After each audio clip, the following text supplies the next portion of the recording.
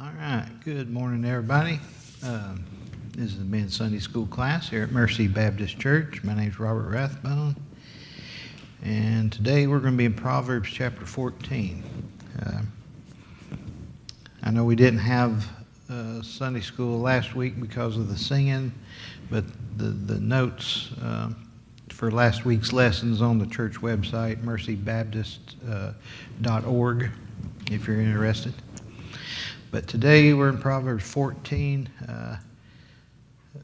There's a lot of verses in this chapter, and fortunately our book doesn't have us covering all of them. We're going to be looking at verses 1 through 21 and then 29 through 35, which is still a lot of verses to cover, so I'm not going to be able to dwell very long on each proverb, just kind of hit on it and kind of give the general meaning, which in Proverbs sometimes there could be more than one meaning or interpretation, or my interpretation may not be the right one.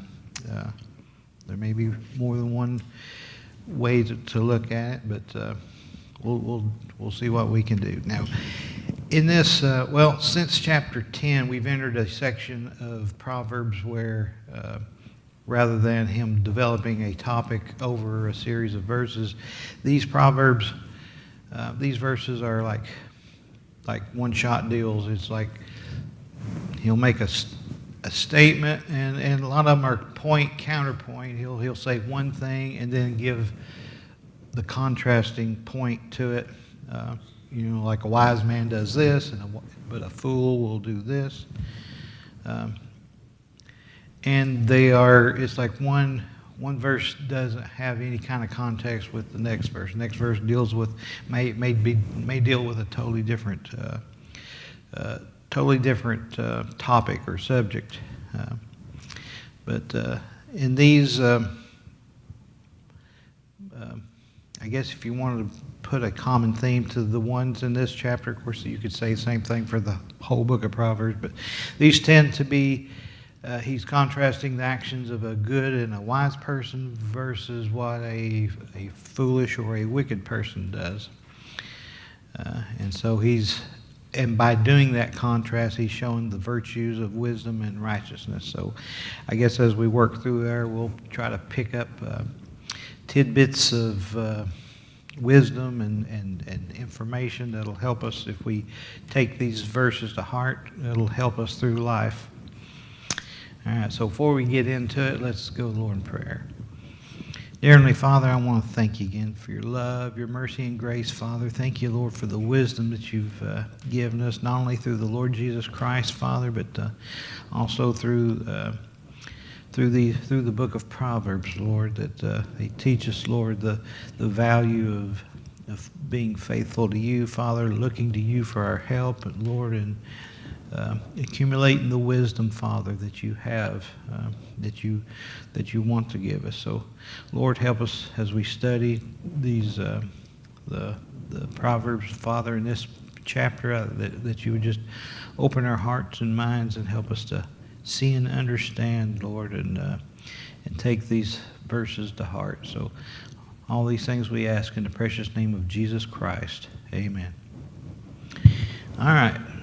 First verse here, he says, "Every wise woman buildeth her house, but the foolish plucketh it down with her hands." Now, just like the Proverbs 31 woman in Proverbs 31 verses 10 through 31, and I haven't looked ahead to see if our book has us looking at that chapter, but this is a virtuous woman who in 31 that she works hard to feed her family, to take care of her family. And here, this is a similar woman, may even be the same woman. It says, every wise woman buildeth her house. In other words, she works to keep her house up. She keeps her household operating well, to care for her family and such. But he gives the counterpoint to that. He says, but the foolish woman plucketh it down with her hands. She is engaged not in the activities that would build up her house, but she's engaged in activities that would destroy her house. This could be the woman who, when her husband goes to work, she invites her boyfriend to come over, and so she's engaging in activities that are going to destroy her house. She doesn't. She could be lazy in the fact that she doesn't, keep her house clean, keep her house repaired. Doing the things that would keep her household and her family fed and took care of, the clothing, like the virtuous woman in Proverbs 31. She sows and she keeps her family in clothing and such, but not the foolish woman. She does the exact opposite. Her interests are in doing other things, of enjoying herself and having fun or whatever, going and gossiping and neglecting her house. And so, here he says the wise woman is the one that works, and the foolish one is the one who's lazy. Verse 2, he says, He that walketh in his uprightness feareth the Lord, but he that is perverse in his ways despiseth him. All right, so here he's saying that the man who's upright in the way that he walks, the way he lives, he's demonstrating that he fears the Lord. He reverences the Lord. He cares what the Lord thinks. He wants to obey the Lord, and so therefore he walks in his uprightness. But he says, he that is perverse in his ways. The word perverse there means twisted or distorted. He's not walking uprightly the way the Lord would have him to do it. He's walking in perverse ways. But he says, he that is perverse in his ways despiseth him. The word despise there, it means to disrespect. It means to not value. In other words, he doesn't care what the Lord thinks. He doesn't value the Lord or reverence the Lord. And so because he does not respect the Lord and does not reverence him, then he's going to walk in perverse ways. He doesn't care about, he chooses not to obey the Lord and do what the Lord wants. He does what he wants, following his own sinful ways. And so he's despising or disrespecting the Lord. All right, so the way that we live, or we can take away, what we can take away from that verse is the way we live reflects what we think of the Lord. How do we respect and honor him and therefore we obey him, or do we not respect and obey him, or not respect him or reverence him, and therefore we disobey him? All right, verse 3, it says, In the mouth of the foolish is a rod of pride, but the lips of the wise shall preserve them. All right, so this is talking about how we speak, which reveals a lot about us. He says the mouth of the foolish is a rod of pride. A rod, is basically a stick. And this may be the stick that the foolish, he uses his mouth like a rod where he's ridiculing other people, he's insulting them or not respecting them, and his pride causes him to talk like that, so his words are like a rod where he's hitting other people, and figuratively speaking, with his words. He's beating them, hitting them, trying to hurt other people. But he says, but the lips of the wise shall preserve them. The wise person, he's not going to be trying to hurt other people. And the foolish can also hurt himself by what he says, by saying stupid stuff that's going to come back and haunt him, that can be used against him. The wise are actually, they're humble. They choose their words carefully, and so they do not try to harm other people, and therefore they don't harm themselves by what they say. Okay, verse 4, he says, where no oxen are, the crib is clean, but much increase is by the strength of the ox. All right, now since a farmer, if he's not willing to work his field, he's not going to invest in acquiring an ox in order to help him work the fields. And so because of that, he says the crib is clean. It's empty. He's not providing food not only to feed his ox, but to feed himself and his family.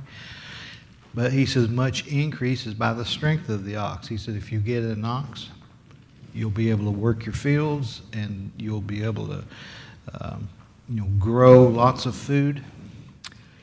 And so he'll be able to provide for his family. There's much increase there. There's much to profit by investing in an ox so you can work your fields, grow lots of food, and make money or by that, or just feeding yourself. The ox or the crib would not be clean. It would be full of food for the ox and by implication for yourself as well. Verse 5, he says, a faithful witness will not lie, but a false witness will utter lies. All right. Now this kind of expresses a principle here. We tend to think that, he's a liar because he lies. No, he lies because he's a liar. It's Jesus said, what out of the abundance of the heart the mouth speaketh. So he says here, a faithful witness will not lie.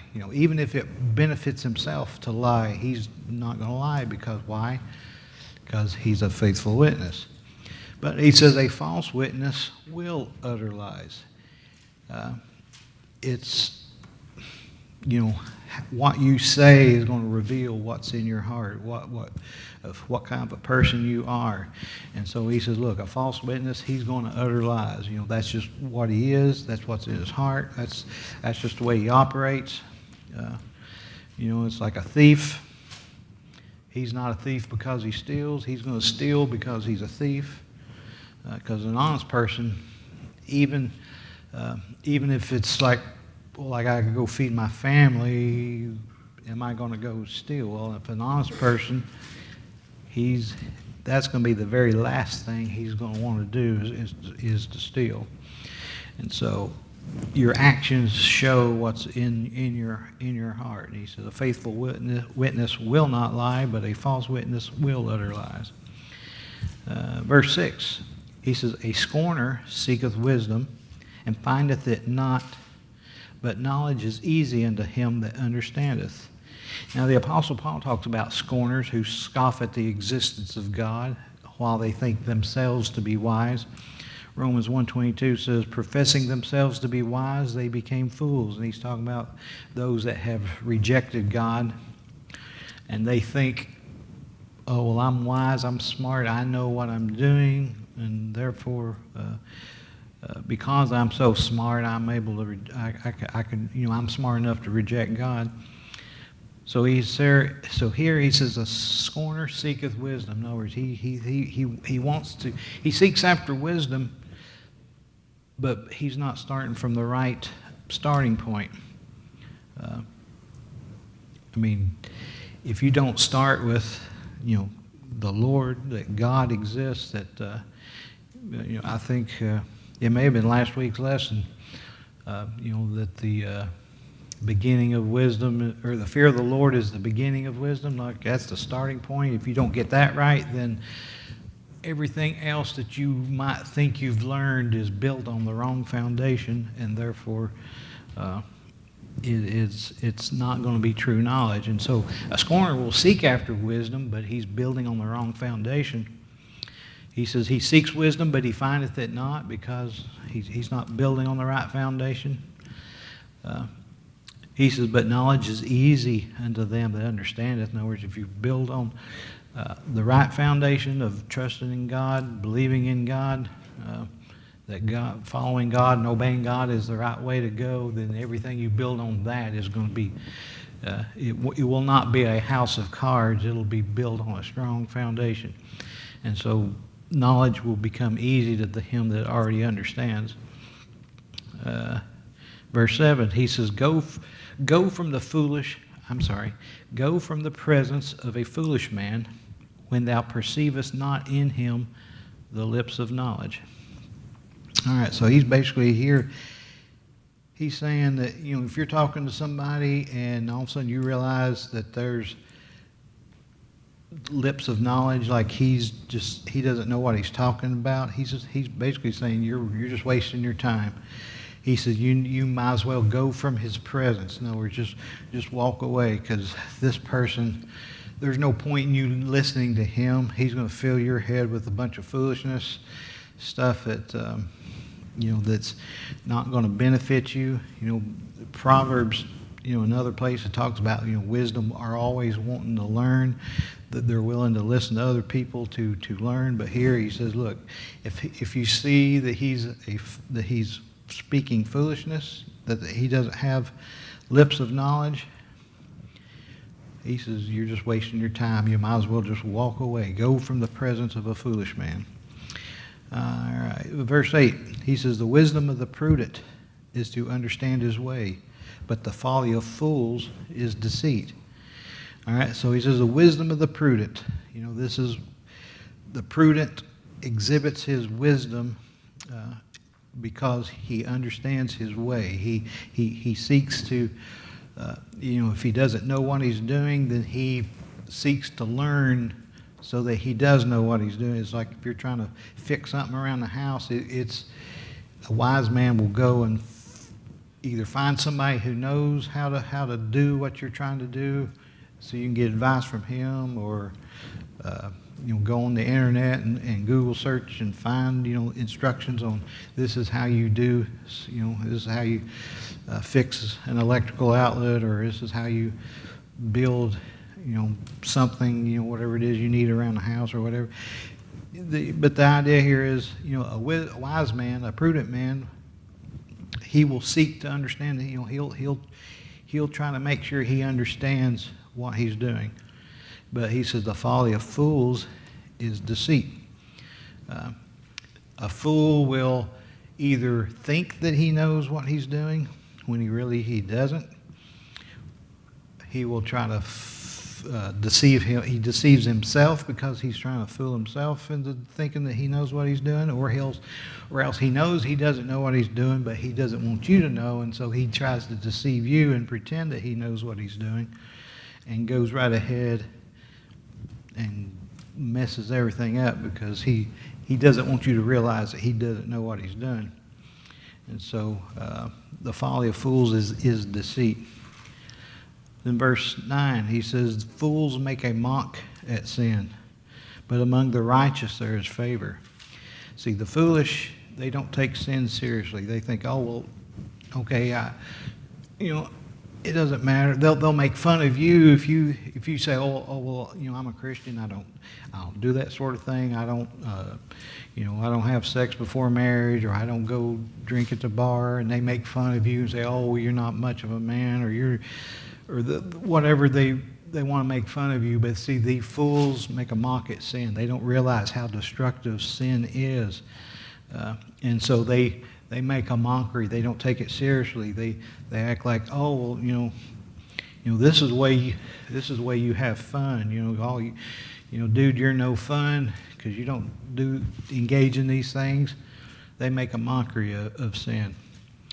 But this is among the righteous there is favor. The righteous, they understand how destructive sin is. They understand that God is not pleased with sin, and therefore they avoid it. They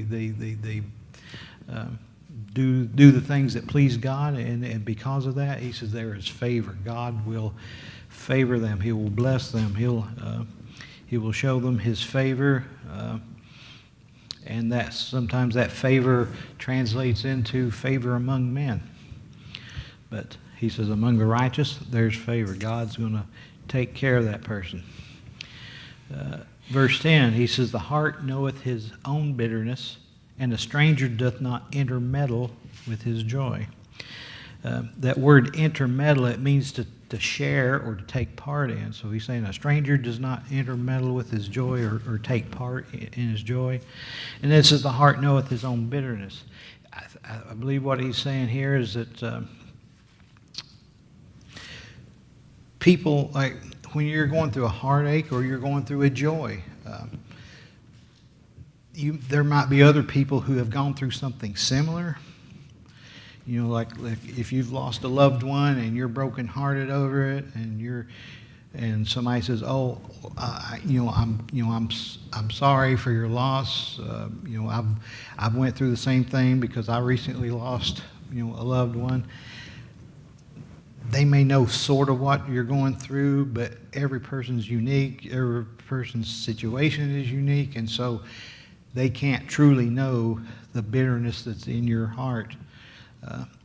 And same thing for when joy happens, when you are happy about something, they can't understand the extent of your joy completely. They may have a good idea because they've been through something similar, but it's every situation. My circumstances are different from your circumstances, and so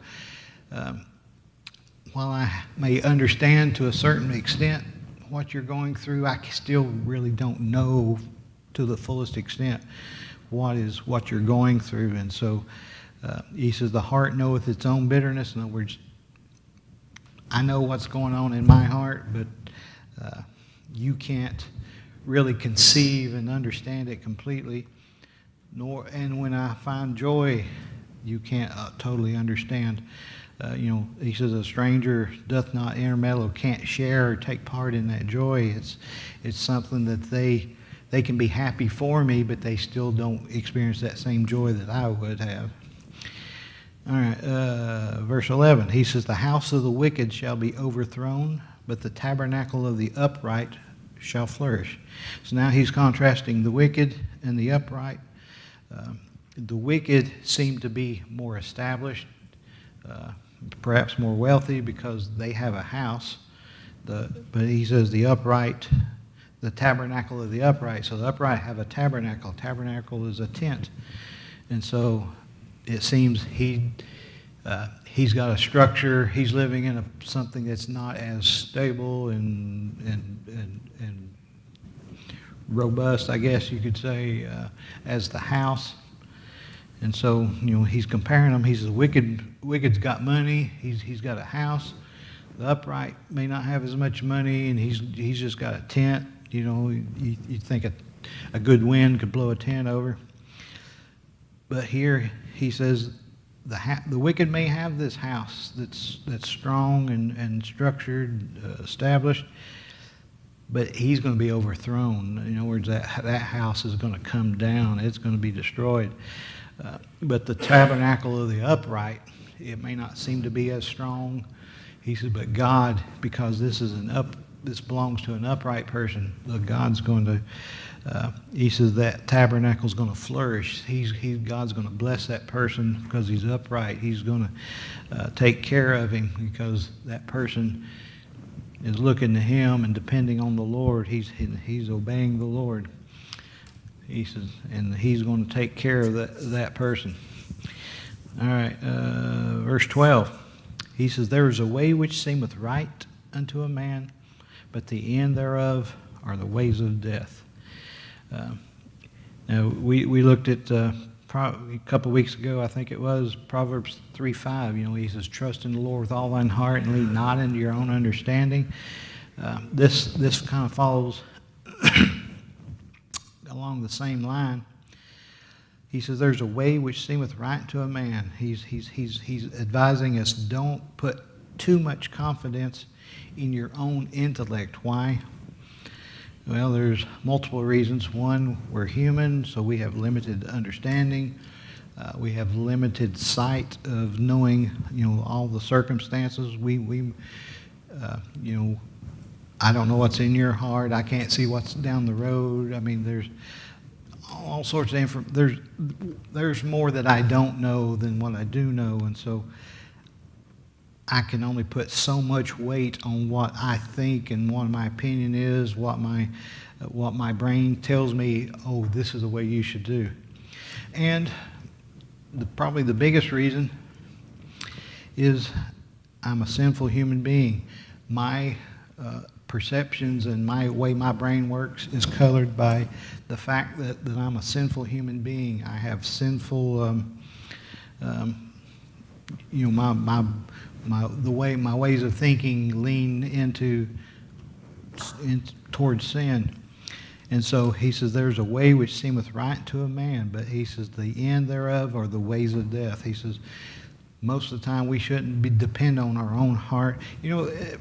It seems like you watch TV shows and movies, and one of the big one of the big themes that they do is they say, oh, trust your heart.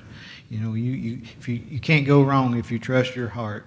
And yet the Bible says the heart is deceitful above all things and desperately wicked. You better be careful about following your heart, because your heart, being a sinful heart, will lead you into, sin, into destructive behavior.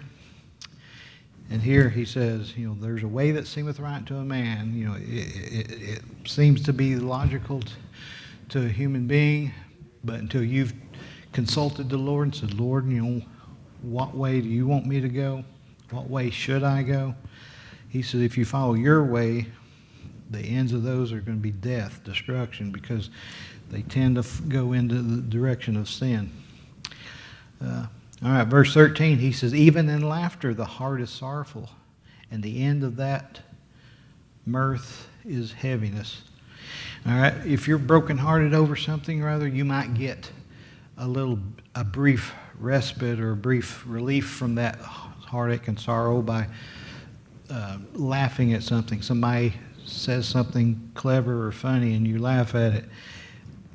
That might give you a little bit of relief temporarily. He says, but eventually when that moment subsides and you start thinking again about your heartache, he says, even in laughter the heart's sorrowful. It does not remove, laughter will not remove that sorrow. And he says, the end thereof are the ways of death. I'm sorry, the wrong verse. And the end of that mirth is heaviness. He says, when that moment of laughter goes away, you start sinking back into the heaviness of the sorrow, of the heartache that you're experiencing. So he's saying laughter can give you a momentary relief from it, but it's not going to last. Verse 14, he says, the backslider in heart shall be filled with his own ways, and a good man shall be satisfied from himself. All right, backslider is someone who's turned from the Lord's ways. He's following his own ways, and so he's slidden back away from the Lord. He's following his own path. And he says, the backslider in heart shall be filled with his own ways. In other words, he's doing his thing. Rather than doing what the Lord wants him to do, obeying the Lord, he's doing his own thing. And he says, and a good man shall be satisfied from himself. He's going to be satisfied that he's going to have a clear conscience because he knows he's obeyed the Lord, and he knows the Lord's going to be pleased with him. Verse 15, and I'm running out of time. I think James was right. He said, there's no way you're going to get finished, and I may not. Verse 15, he says, the simple believeth every word, but the prudent man looketh well to his going. He's saying the simple, or that is the unwise person, he takes everything at face value. It's like you go to a used car salesman and they tell you all this stuff about the car. Well, it may be true and it may not be true, but he says the simple, they believe with every word. In other words, they believe everything it's told to them. But he says the prudent man looketh well into his going. The prudent man or the wise man, he's going to, okay, I hear what you're saying, but then he goes and confirms it himself. He investigates it to make sure that what he has been told is the truth, that what he understands about the situation really is true, and so on. All right, verse 16, he says, a wise man feareth and departeth from evil, but the fool rageth and is confident. All right, so a wise man, he says, he wise man feareth. In other words, could be he's fearing like the circumstances, like, well, that looks safe, but I want to make sure it's safe before I go on. He's being cautious, and therefore he avoids problems. And a lot of times the word evil doesn't mean necessarily evil like we think of like Satan and demonic type of evil. Sometimes it just means negative circumstances. It's like troubles and trials. Those are evils that the Bible frequently talks about. So as a wise man's cautious, he's able to avoid problems and troubles because he doesn't just say, I know what this is, and jump right into it. He investigates and makes sure that, of what the circumstances really are before he acts. But he says the fool rageth. And the Hebrew word there for rageth means to pass over. And so it seems like in this context it's meaning the fool will ignore the circumstances. He thinks, I know everything. I can handle all this. And he just goes right into it. And it says he's confident. In other words, he thinks he knows what the circumstances are. Where the wise man, he says, look, I'm not sure if I need to, move forward in this situation. The fool, he doesn't care. He thinks he knows. He thinks he knows it all, which is a characteristic that we'll see consistently through Proverbs. That a fool thinks he knows everything. He thinks he knows more than what he really does, and therefore he goes right into a situation thinking he knows, everything about it, and yet he doesn't. Verse 17, he that is soon angry dealeth foolishly, and the man of wicked devices is hated. This is talking about people with short tempers. He that is soon angry will deal foolishly. In other words, he'll make foolish decisions. He'll say things that he doesn't really have the basis in fact to say it. Why? Because he's speaking out of his emotions. He's speaking because he's angry. I mean, we've all said things and even done things when we were angry that we normally would not do if we were calm and thinking coherently. So he says, he that is soon angry dealeth foolishly. He says, you're going to make mistakes and do stupid stuff if you let your temper take over too quickly. And then he says, the man of wicked devices is hated. The Hebrew word there for wicked devices refers to evil plans and purposes of the wicked. And so, of course, they're going to, people with wicked devices, with evil plans, are going to be hated because, and this may be as a result of their anger. Because they're angry, they think, well, I'm going to get him, or I'm going to do this, and I'm going to get mine. And so he's doing things. They do things that cause them to be hated because they're doing foolish, selfish things because they're angry. Verse 18, he says, the simple inherit folly, but the prudent are crowned with knowledge. All right? Folly refers to foolishness, and so the simple, because they don't have the wisdom to do otherwise, they're going to inherit folly. This is what comes to them because they don't have the wisdom to avoid the foolish and things. They just have folly or foolishness in abundance.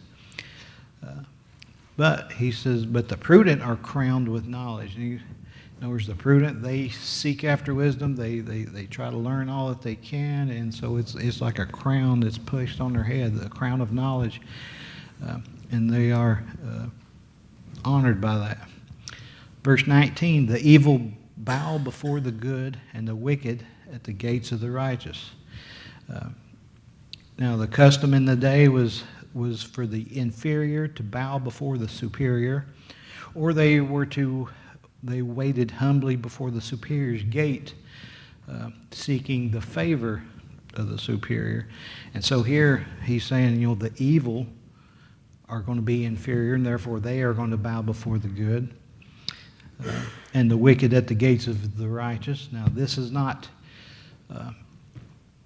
happening now so much. In the world, it seems like the wicked seem to be the ones that get ahead. They have the money. They seem to be the ones in power.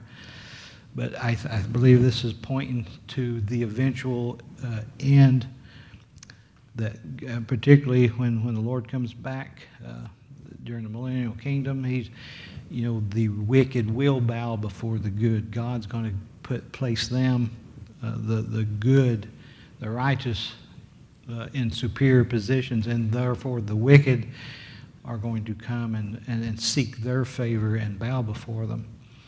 Verse 20, he says, the poor is hated even of his own neighbor, but the rich hath many friends. This is something that it's just a fact of life.